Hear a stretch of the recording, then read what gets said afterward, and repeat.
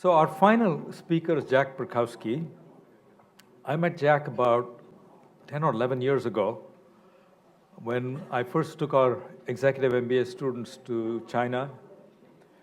And Jack spoke to them at the very end of their trip in Beijing. At the time, he was building and running a company in China. And as you'll hear from Jack when he talks about his journey in China over the last 20 years or more, he went to China and built an auto parts company, even though he didn't speak the language, even though he had never done business in China before, and he knew nothing about auto parts. So I tell my students, after you hear Jack, I don't know what to tell you about management. I don't know what to tell you about strategy, because Jack seems to violate every rule that we would normally teach our students. At any rate, Jack has a very colorful, interesting background. He seems to like adventure. His college life was adventure. He may tell you about his time playing football and the famous Harvard-Yale game, of which he was a part, some of the celebrities who were his roommates, and about what took him to China and the kind of company he built. So we're still on the theme of investing in China, but this is a personal story. And having built this company and sold it to Bain Capital, Jack continues to live in China and now advises companies that are looking to expand into China or Chinese companies looking to expand overseas. He's come from China. He's only 2 days ago, and I'm amazed he's still awake. So Jack, thank you so much for being here. He's also a member of our board of advisors for the center. Thank you, Jack.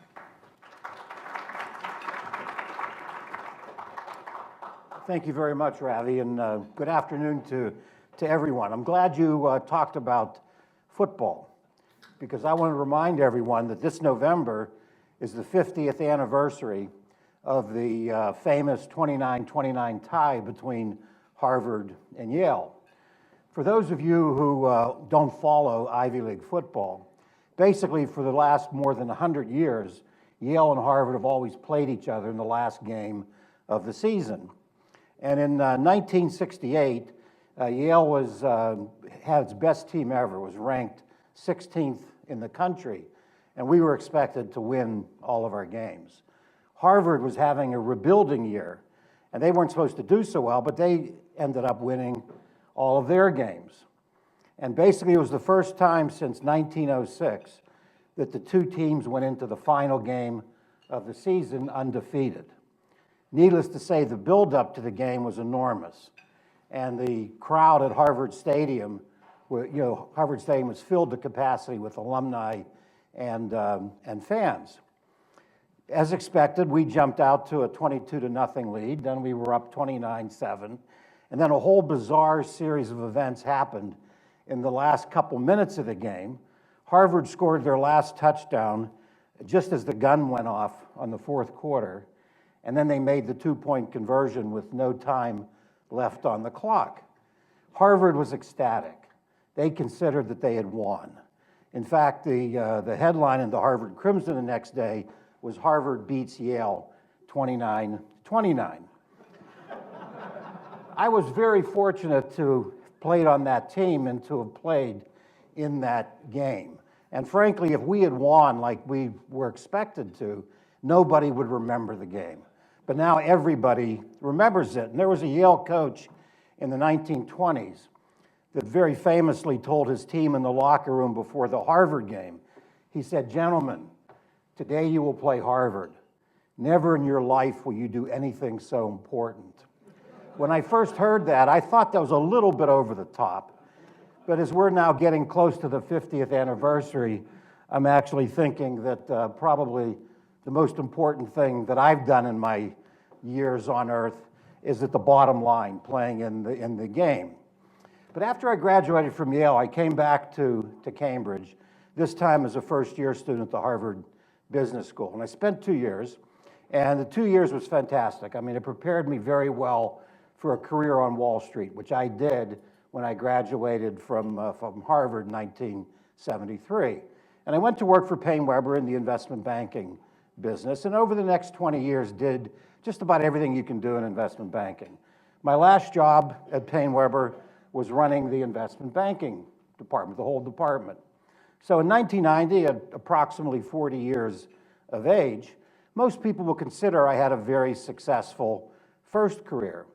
But it really wasn't enough for me. I decided that I really wanted to do something completely different for a second career.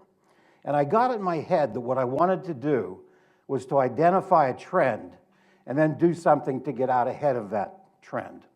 And the only qualification was it had to be a long-term trend. Because I said, whatever I do next, I'm going to do it for the rest of my working career. And that's how I got onto Asia.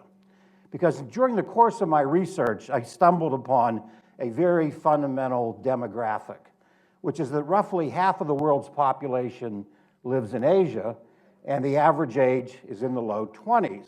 And as we all know, young people spend money.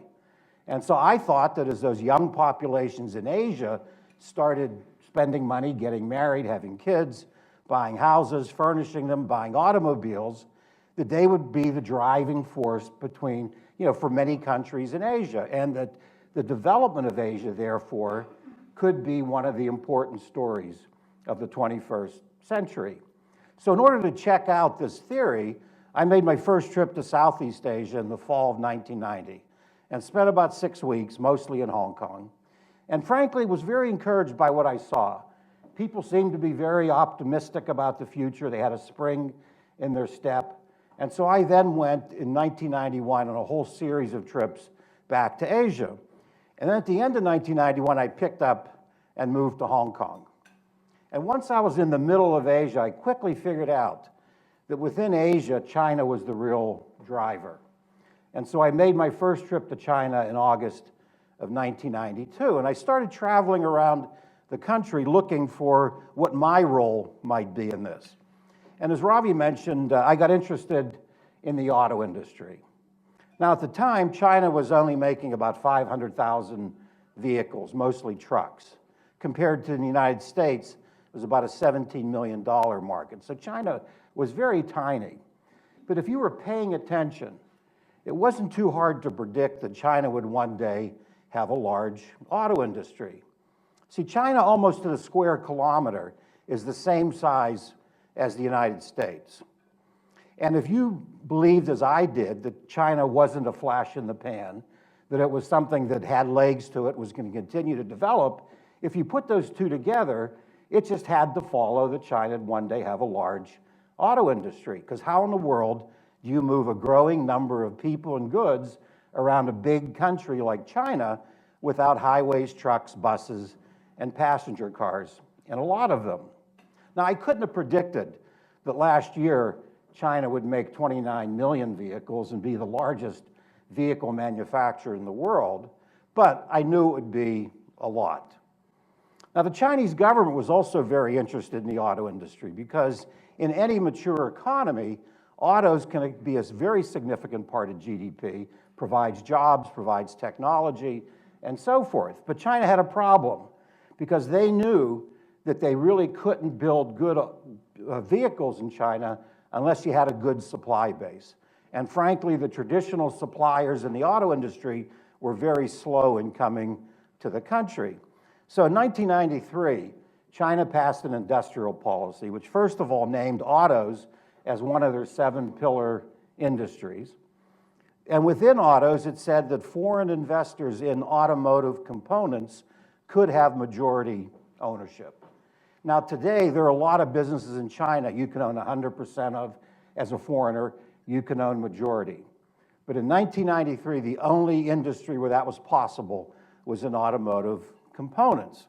And that was very important to me because basically I knew that with China every year getting more integrated into the global economy, I knew it wasn't enough to build a good company in China. We had to essentially build a company which could be globally competitive, which meant that whatever I found on the ground in terms of people and factories, they were going to have to change. And I had to have the ability to change them. So that's what I believe that majority ownership gave me. Now, the idea was to effectively do a roll-up, to go and buy up majority ownership in a dozen leading factories around China, put them under one umbrella, put in common management and quality systems, and build a global company based on what I found on the ground in China. So in order to test that, in January of 1993, I hired 2 people to work for me. One was a British accountant who spoke Chinese, another was a Chinese national. And the 3 of us in the first 9 months of 1993 visited over 100 factories in 40 cities all over China. You name the city or province in China and we were there. During that 9 months, I like to say that I ate every part of every animal, with the emphasis on every. I also drank more baijiu than any human being should drink in a lifetime. Now, those of you who've been to China know that baijiu is the national drink. It looks like water, but it smells and tastes like kerosene. And it's very, very strong. And you have to keep in mind that while there's a lot of capital in China today, nobody had capital in 1993. So here was this guy, me, running around China saying I might bring capital to a factory or to a city, so everybody wanted us to come visit. And when we came to visit, they wanted to show us a good time. So we had a lot of food and a lot of baijiu. After about 9 months, I figured I better go back to my colleagues on Wall Street and get some capital before my liver gave out. So I went back to my colleagues on Wall Street, and in 6 weeks over the Christmas holidays, we raised about $150 million. And I went back to China in February of 1994 and started a company called Asimco, founded a company called Asimco Technologies. And over the course of the next 15 years, I built Asimco into a leading supplier in China's auto industry. And I did exactly what we set out to do. We bought majority ownership in about a dozen leading companies in China in 8 different provinces. We had 12,000 employees. We pioneered the development of local management. We were 3 times named one of the 10 best employers in China. These were surveys done by the Wall Street Journal and other prominent organizations. In 2008, on the occasion of the 30th anniversary of China opening up, China Auto News named me one of the 30 outstanding entrepreneurs in China's auto industry, not just for 1 year, for the whole 30 years. I was the only foreigner on the list. The rest were all Chinese entrepreneurs who had built substantial companies. Now, along the way, I met Tom Friedman, and when he was writing The World is Flat, and he got interested in our story, and he suggested that I write a book. So I wrote a book called Managing the Dragon, which I'm glad to hear that Peter read, and it was published in 2008 by Crown Publishing. It's the best book on doing business in China. You can download it for about $10. It's well worth, the money. Right. We sold the business to Bain Capital in 2010, and then I started my second company called JFB Holdings, where essentially I went back to what we're doing, where I did 20 years ago on Wall Street. We're raising capital, cross-border M&A, but because of our experience building a business in China, we also help companies as they want to come to China, penetrate the market. We also help them to expand their business. So that's a little bit about what I've done since that day in Harvard Stadium. Now, when I first went to China's GDP was about $500 billion. Last year, it was $13 trillion. So it's grown 26-fold in just the time that I've been there. So obviously, a natural question would be, Jack, is it too late? And the answer with respect to China is no. It's still early. Believe it or not, China has, despite the tremendous amount of growth that it's had in the last 20 plus years, it still has tremendous growth going forward. So to borrow a phrase from Winston Churchill, it's not the end, it's not even the beginning of the end, it's only the end of the beginning. And one of the reasons why China has tremendous growth ahead of it is it now has plenty of capital. China still has a 50% savings rate. And there's something like $25 trillion of bank deposits sitting there in banks in China. By the way, that's twice its GDP, and it's also twice the amount of bank deposits in the United States. Now, why are there so many bank deposits? Well, the capital markets aren't as developed in China as they are in the United States. And as those capital markets develop, they will do what they did in the United States, which is to get capital to the companies and the individuals that can use it best, and that's going to fuel another round of growth. Now, when people ask me about China and how do you deal with the culture and how do you get a handle on it and so forth, people tend to make China complicated. And there are a lot of people that'll tell you, unless you've studied the history for dozens of years, there's no way you can ever understand China. What I try to do is make China a little more simpler. I try to look at China and try to just use my own powers of observation and look at what's going on and piece together the little pieces of logic that help explain how a country operates. And the one thing I tell people is, the one thing you have to remember is that China changes constantly.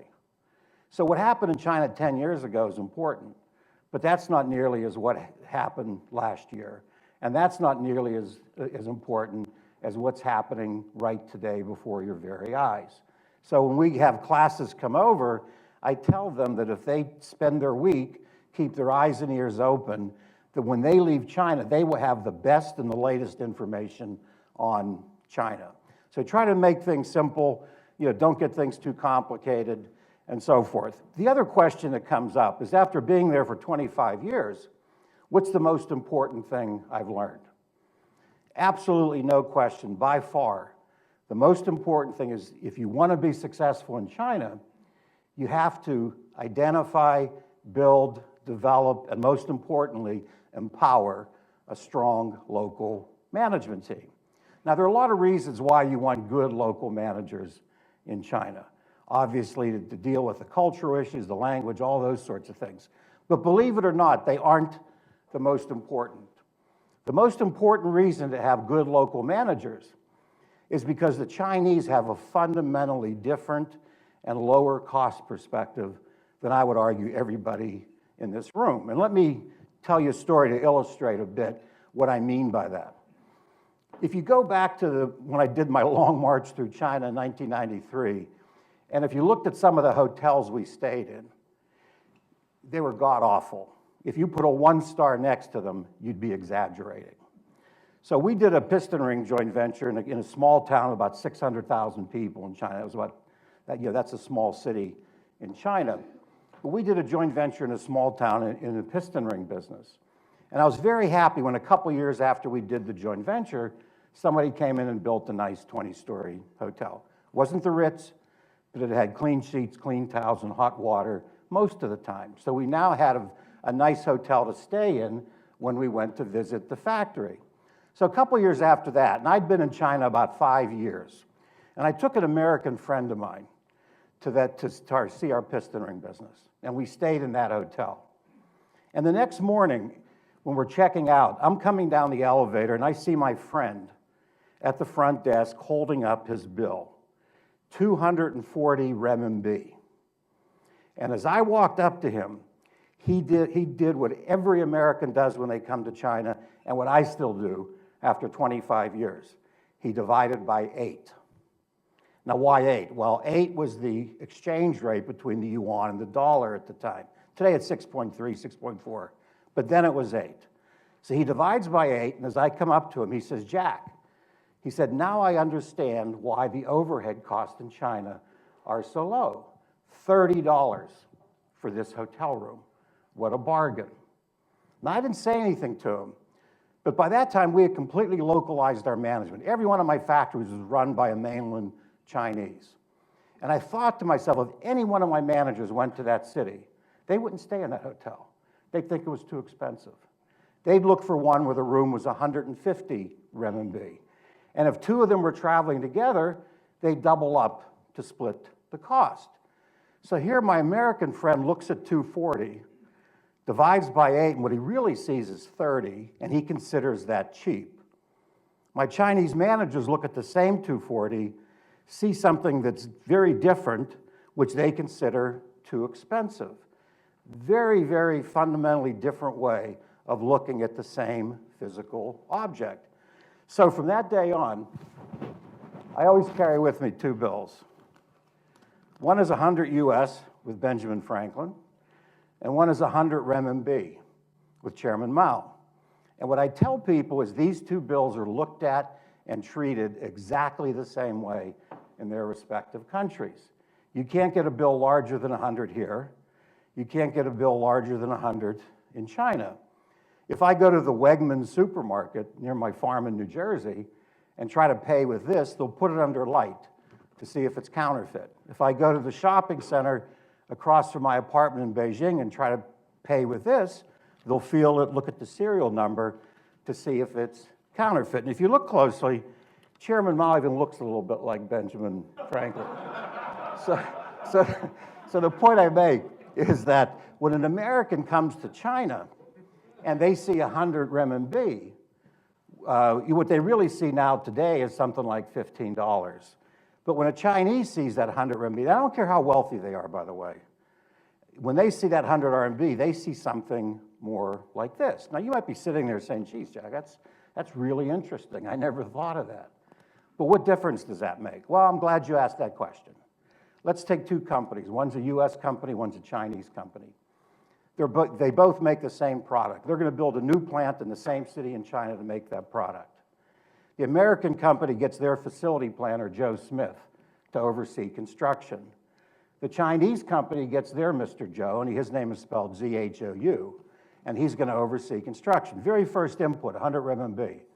Joe Smith divides by 6.3, says, wow, $15. That's 30% cheaper than I can get it in the United States. Buy it. Mr. Z-H-O-U looks at that same 100 renminbi, sees this, and says, too expensive, negotiates it down by 30%. So here you have two factories in the same city in China making exactly the same product. And right from the get-go, one is lower cost than the other. And the only reason why that equation might work is there might be a quality and a technology difference. But remember what I said before about China changing. To the extent that there's a quality or technology gap, I guarantee it's disappearing, and pretty soon it's going to be gone. As we all know, once you do that, essentially lower cost always wins. So to me, the reason why you want to have local managers is basically because you want the people in China making those purchasing and those sales decisions, you want them to have the same cost perspective as your customers and your competitors. Otherwise, you can't be successful. Now, when you take that lower cost perspective and then you combine that with the way China's developed, what you have now is a country that probably for most products is already the largest market, and if it isn't already, it's soon to be. But it behaves very, very differently from the market here, the other large market here in the United States. Basically, because of the way China's developed, you really have to look at the population in two different categories. The average per capita income last year was about 8,500, something like that. However, of that 1.3 billion people, 700 million now live and work in cities. And if you do the math, their average per capita income is about 14,500.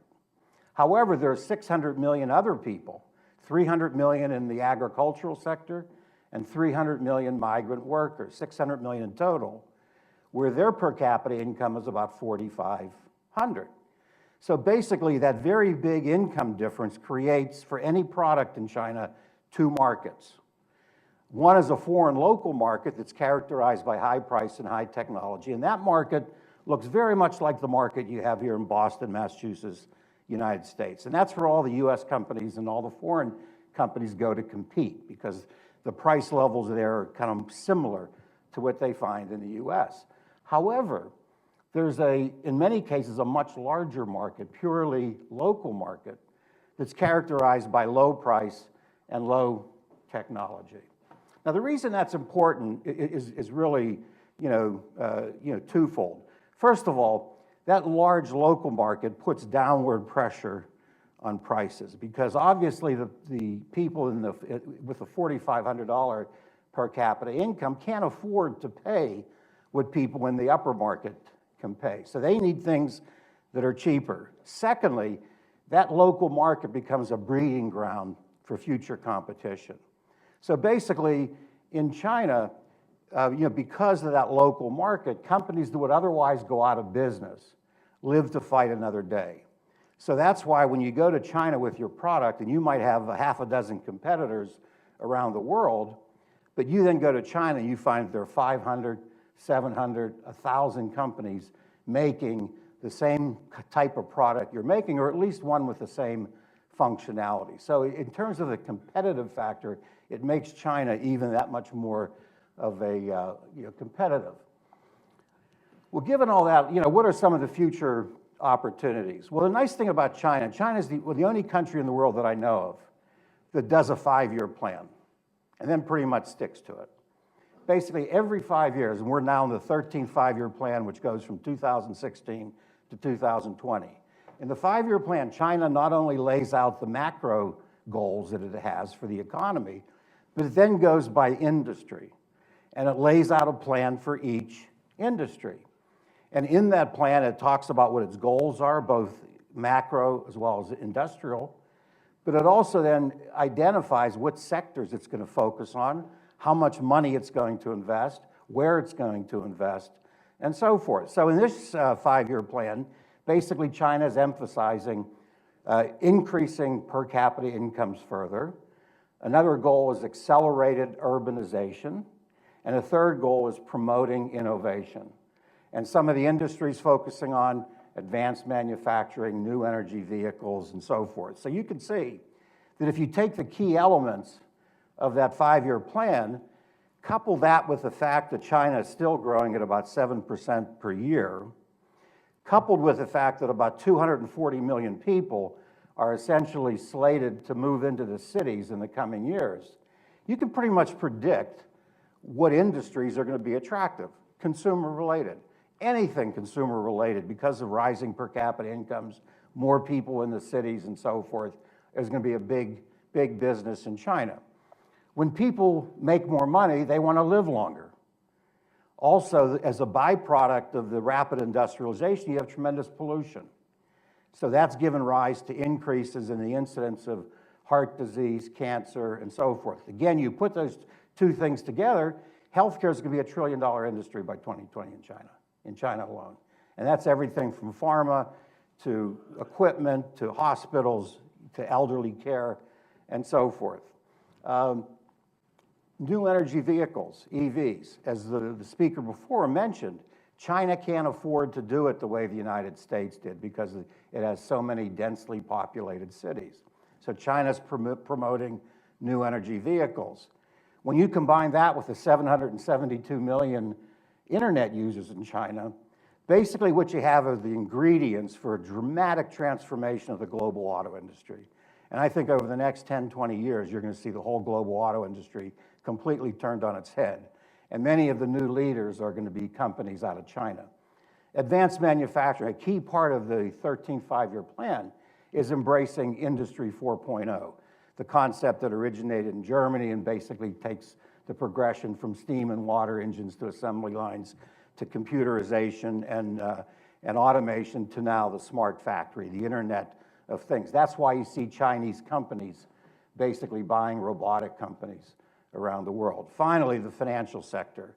Again, China needs to recirculate that $25 trillion in various ways into the economy so that it can continue to grow. China's opening up its financial sector to foreigners, and so you're going to see tremendous opportunities, I think, in financial. So those are just 5. I mean, I think if I had more time, I could probably name some more, but I think those are 5 that I think are pretty interesting.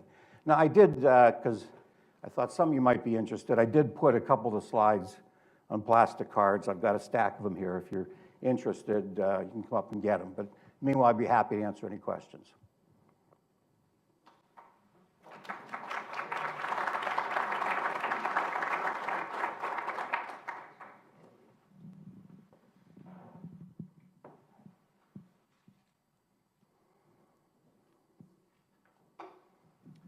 Yes, thank you. Certainly, we've been hearing a lot about unfair trade with China these days. Like to get your perspectives from a man on the ground about the real problems and imbalances between the U.S. and China, and whether we're taking reasonable steps to alleviate them.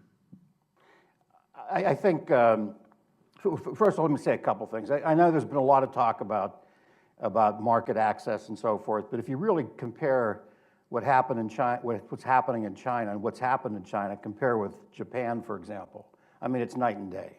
I mean, basically, in industry after industry, I mean, there are some industries that are off limits or that, you know, there are ownership restrictions on foreign nationals and so forth, but by and large, China's opened up its industry over the years to foreign companies, and it's done that for a very good reason. It felt that it needed technology and capital to come in to promote. So I think that people are a little bit too harsh in the criticism, okay? Having said that, you know, China does take advantage, no question. And the stronger China gets, the more they're going to try and take advantage. And things like intellectual property and so forth are serious issues that need to be addressed. I think for too many years, the U.S. has kind of tiptoed around China, trying to be culturally sensitive, whereas the current administration is taking a much tougher line, and I think that's okay. You know, the Chinese are grown-ups. I mean, they can handle it, and they certainly know how to negotiate. I mean, in 25 years in China, I've never met a Chinese that's afraid to negotiate. So, you know, you want to put a high number there and then start working it down, that's fine. I mean, they understand that. So, no, I think we're doing the right steps. I mean, frankly, I think they've been very helpful so far in Korea, and I think that's all a byproduct of the way in which we have a much more frank, I think, dialogue with China than we have in the past.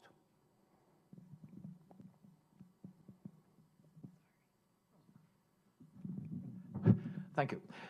Interesting that you mentioned the impact of the five-year plans, and what comes to mind is traditionally every other communist planning cycle failed miserably, right?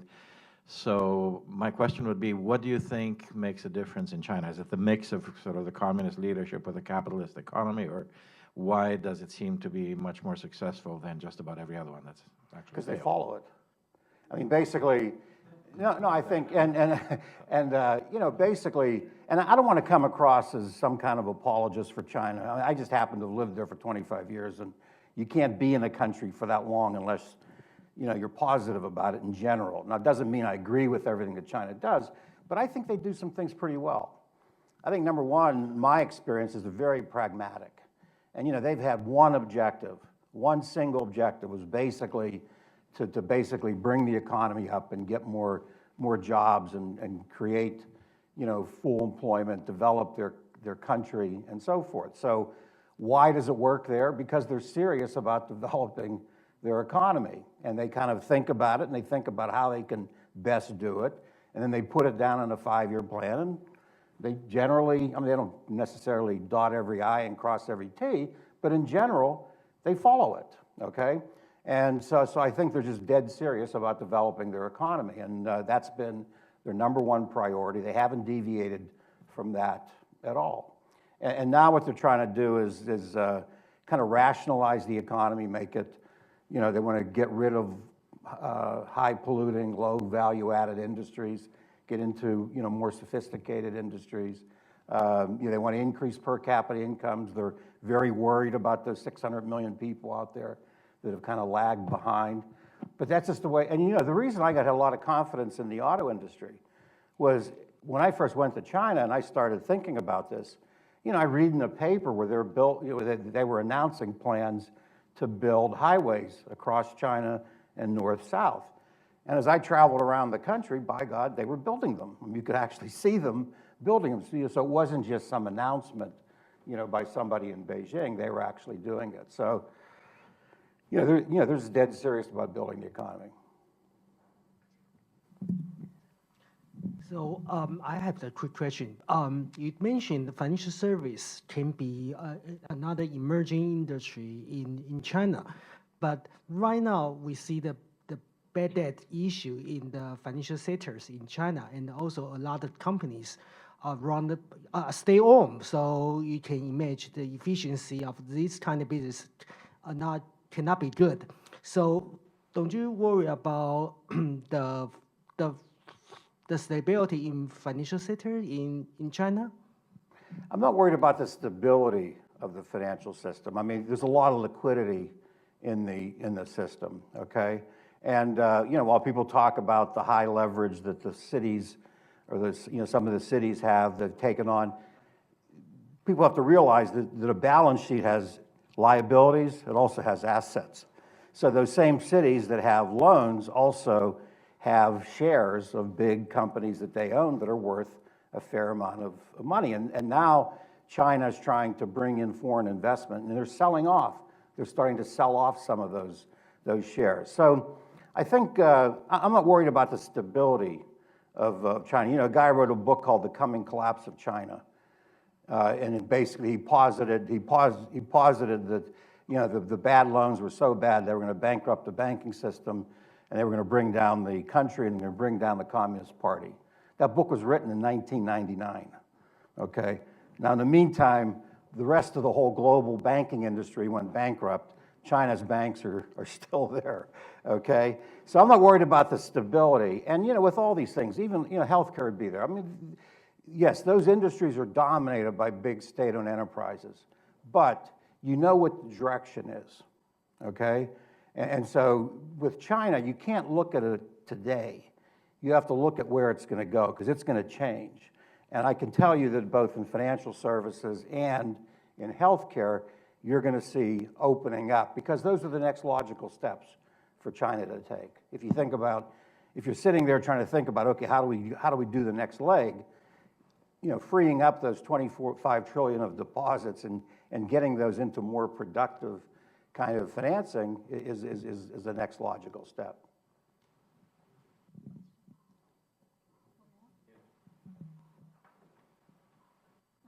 Sorry. Thank you. Hi, Danielle Capalbo. My question is perhaps in a slightly different perspective relative to China. What advice would you give to U.S. government officials that would help increase U.S. competitiveness in line of business growing our own businesses here, and also workforce development?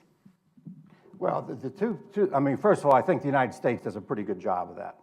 And, having worked, Peter's the same way, having worked 20 years on Wall Street, we both saw how efficient, and every once in a while the U.S. capital markets break down, but they always come back, okay? But by and large, I mean, they're pretty good at getting capital to the people and the companies that can use them best, and taking away capital from those that can't.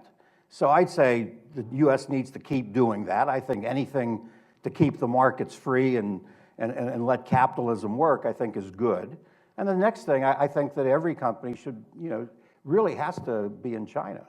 I mean, how in the world, if, I mean, it's not necessarily the people in China are any smarter than the people in the United States, but there are more of them.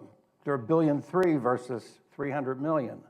And so as long as they keep their heads screwed on right and don't do something stupid, basically their economy is going to be larger than the United States. Well, if you know that's going to happen and you're a company, how in the world can you ignore what will be the biggest market?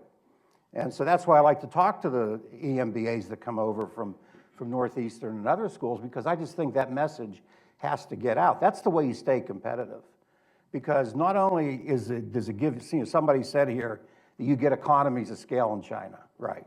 So if your competitor, your Chinese competitor has economies of scale and you don't, then that's a big, big problem. But the other thing is that because of the way China's developing and because of these two markets, you're seeing tremendous new innovation coming out of China that not only has to find new ways of doing things, but has to do them according to an affordability factor, okay? And so if you're a company and you want to remain competitive, you need to, to be in China to be, a first-hand player in that whole game. Hi, I'm an affiliate at MIT in Brain and Cognitive Sciences, and a question about creating a startup in artificial intelligence for China. And speaking that you mentioned that you created an auto parts business when that was like in the priority in the 5-year plan. Maybe, and there's a question of like how much you share with the local Chinese partner and how much technology you maintain proprietary. So I'm wondering, learning from that experience to the current 5-year plan, if you're building a an artificial intelligence startup in China, what would you share with either your Chinese partners or the Chinese society, and what would you try to keep proprietary? How do you balance that differently from the Well, the first thing is that you have to decide whether or not you should do that alone in China or whether you should do that in conjunction with a partner. And I know that the advice to everybody, oh, find a good partner in China. Well, maybe, maybe not. There's some companies that come to us, and I look at what they're doing and what they want to do in China, and I look at the China landscape, and there's just no way they should do it alone. They should have a partner. Another company comes with a different set of circumstances, and there's no way that they should have a partner. They should really do that as a wholly owned company. So I think it depends a lot on the business, the product, what the landscape is in China. So you got to make that decision. Once you have a partner, then I don't know. What I learned over the years is you got to trust your partner. If you don't trust, if you decide that's the right way to go, and you don't trust them, then you're kind of already off to a bad start. So I think you need to spend the time to try to understand who that partner is, whether or not you can really work together to build something, and then if so, you just you share whatever makes sense. I mean, look, I don't want to, particularly in Boston, which I know is known for technology and so forth, I don't want to downplay the issues with intellectual property. That's a very, very serious issue. But I think there are ways in which you can protect that. And I think you need to balance that against, okay, do I now stay out of the biggest market in the world because I'm afraid of what might happen? And that, to me, is the bigger risk. Thank you. Thank you. Time's up, I'm afraid. Thank you so much. We could go on forever.